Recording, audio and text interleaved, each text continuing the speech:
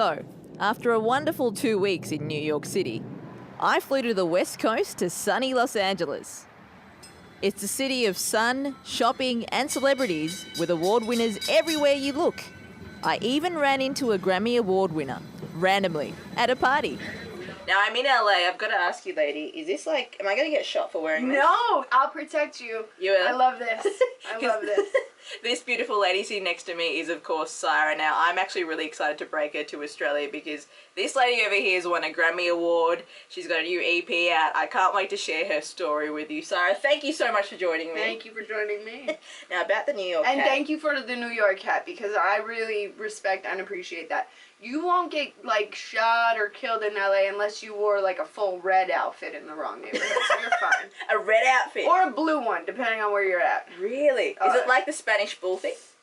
Like, you know how bulls see red? Adorable. No, I wish it was. That'd be so tight if that's what we had to worry about. I'm like, bro, the bulls are out. I gotta stay home. Gotta really tone it down. Speaking of gangs, I mean, Speaking of gangs. you had a pretty interesting childhood. Now, I read up on you just before I interviewed you. You sent me some links, and I was blown away at the journey that you had. I mean, you grew up in New York. Yes. And you came from a broken family, and then you went to live with your dad in the jungle. Are there jungles in New York that aren't made out of concrete? Well, there actually are the jungles. Yeah.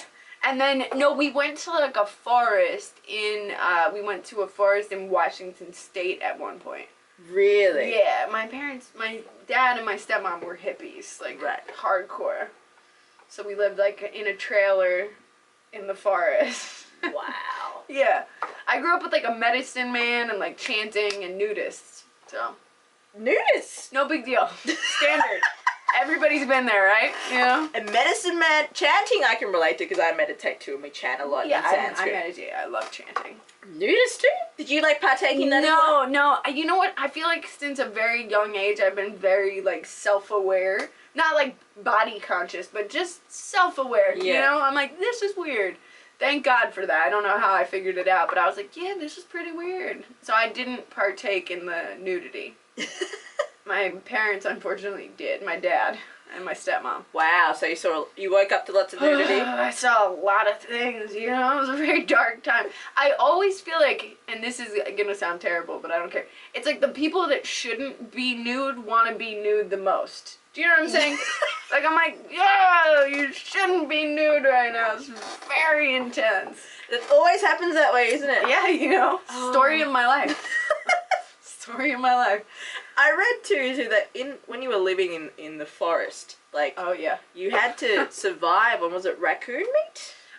Yes. Well, different things, but like they were very much like about, you know, like indigenous culture, like Native Americans, which I think is derogatory, but I don't know. So indigenous culture. So like me and my stepmom are driving down the road one day and she hit a raccoon.